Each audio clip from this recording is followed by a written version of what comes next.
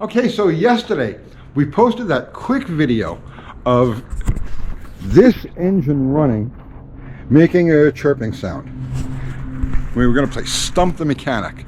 First person to guess where that chirping sound was coming from was going to win anything they want out of our store at UncleTony'sGarage.com. Shirt, hat, mug, whatever it happens to be. First person to guess where that noise was coming from was going to win some merch. So we have a winner. The first person got it within the first, I guess, half hour or so that the video was up. And you'd think I'd be a little bit better prepared for this. Okay, the first person was Brian Loftus. Brian Loftus, 3574. It's a rocker arm. Yes, Brian, you got it. Okay. Now, the vast majority of people who guessed at what it was were focused on the front of the engine. They were like, it's a belt tensioner, it's a dry belt, it's a water pump, it's an alternator, it's an AC compressor. So everybody, a lot of people were focused on the very front of the engine. And typically when you get a chirping noise from a motor, that's where you're going to find it. Someplace up here. So whenever you've got a chirping noise coming from an engine, you go for the simplest thing first. You take the belt off, start the engine, and if the noise goes away, you know that it was someplace up here. But what if the noise doesn't go away? And like I said, we've had this problem before with several different engines over the years, so I knew right away from the place the sound was coming from where to look. But yeah, for the most part, you're going to find a chirp like that at the front of the engine, someplace in the accessory drive system.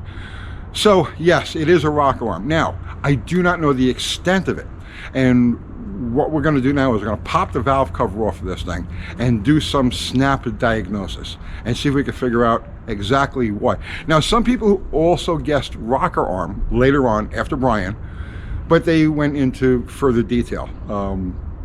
Lifter not passing oil to the pushrod, pushrod clogged, lots of different things, lots of different theories on it. But we don't know that yet. All we know right now is that we have a noise. We don't know where or what caused the noise. So I'm going to pop the valve cover off of this thing and let's see what we find. And by the way, right, that is not mission improbable. So many people in the comments were like, it's because you were beating on it in that race with the razor. No, that's not mission improbable. Mission improbable is a two-door 96, brighter red than this. This is a four-door 98. This was my daily driver. And it's been laid up. I parked it a few weeks ago when it started making that noise, figuring, well, I'll get to it when I have some time. So I'm going to pop the valve cover off of this thing and let's see what we see and if we could diagnose exactly what caused this. Give me a minute.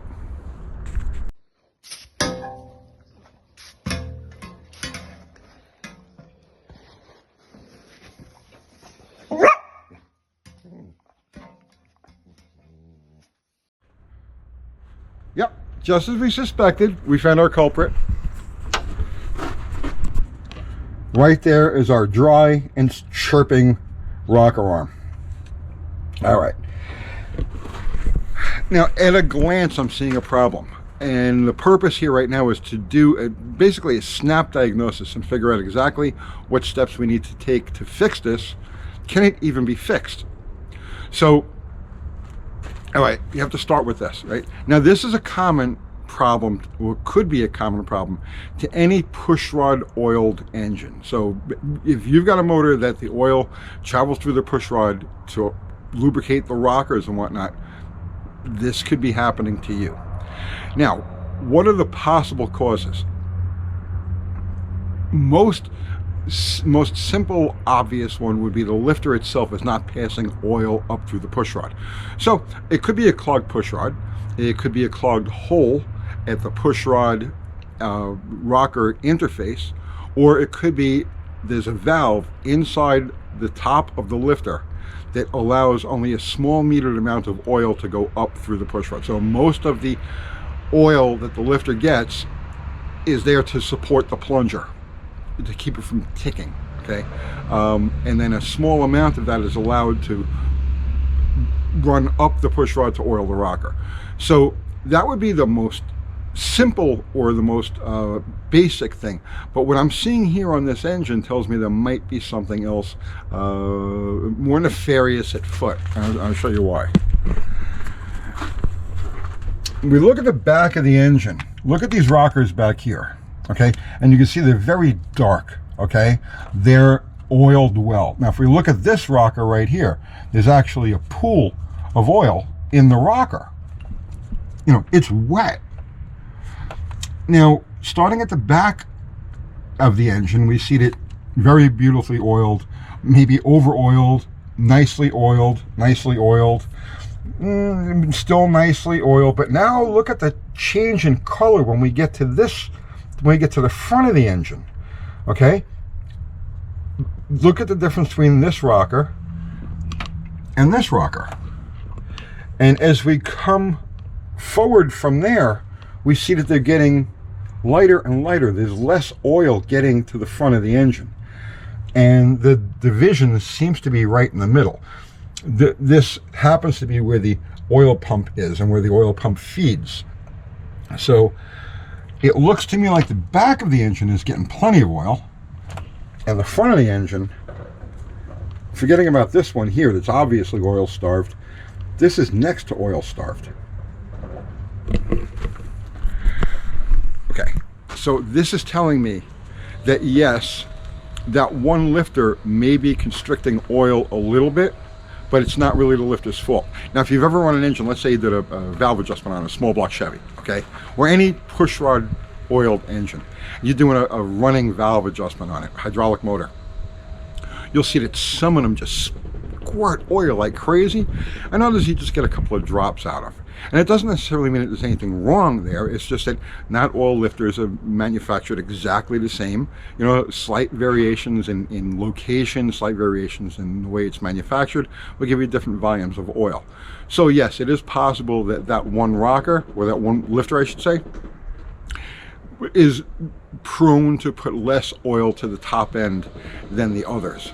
But the fact that we see a difference in oiling front to back on the engine, and again, back here, this is just wet with oil. This is, you couldn't ask for more oil.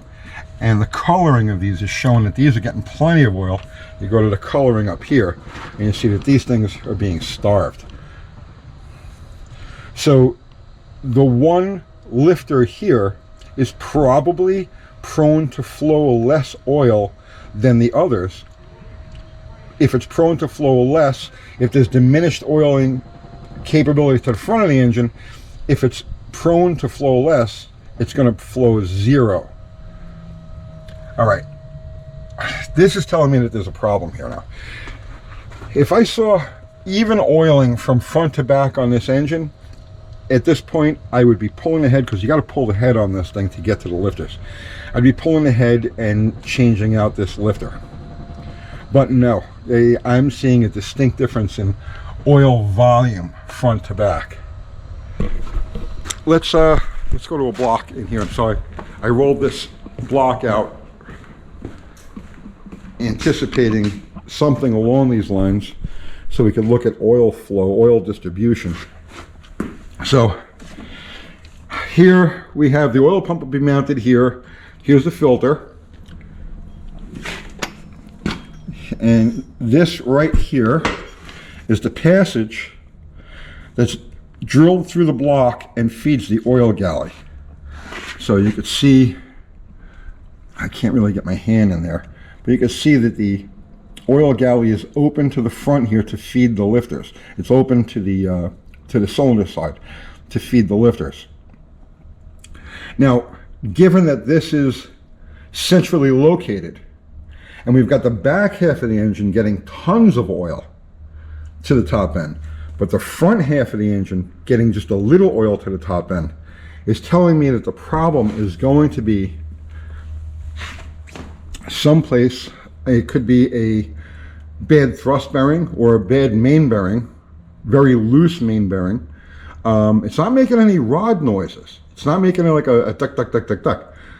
So the rods are getting sufficient oil, but it could be too much bleed out at one of these front mains.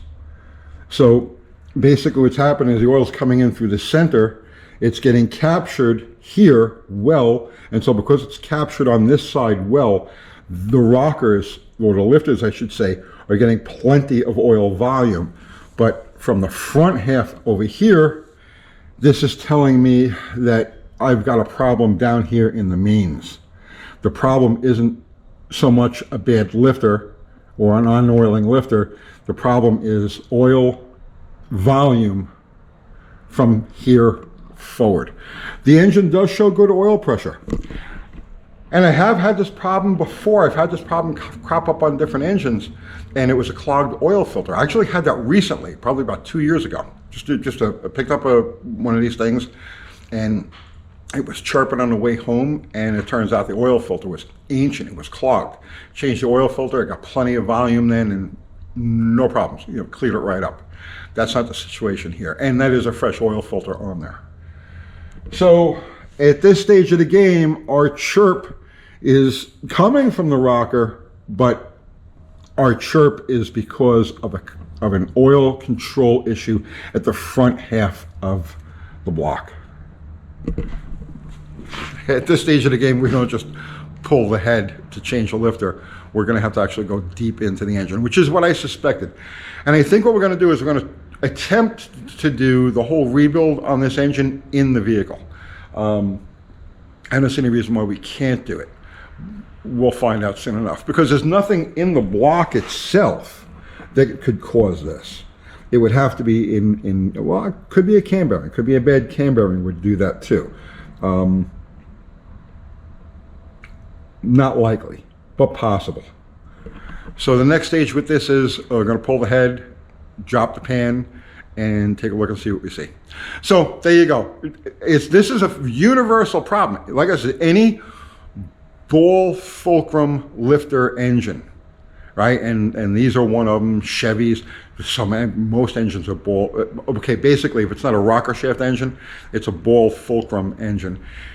This is a problem that you can have on any one of these. So it's not just an AMC or Jeep 4-liter specific thing. This applies to any engines of this configuration. But yeah, definitely, obviously, uneven oil distribution back to front. We got to pull it apart and find out what's going on. Stay tuned. It'll be within a few days that we get this thing apart. We're battling raindrops right now, in fact, and I've got some other things that need to get done. But we'll pull it apart and see where we go from there. All right, there you go. Congratulations, Brian. I hope you enjoy your merch. I'll see you guys tomorrow.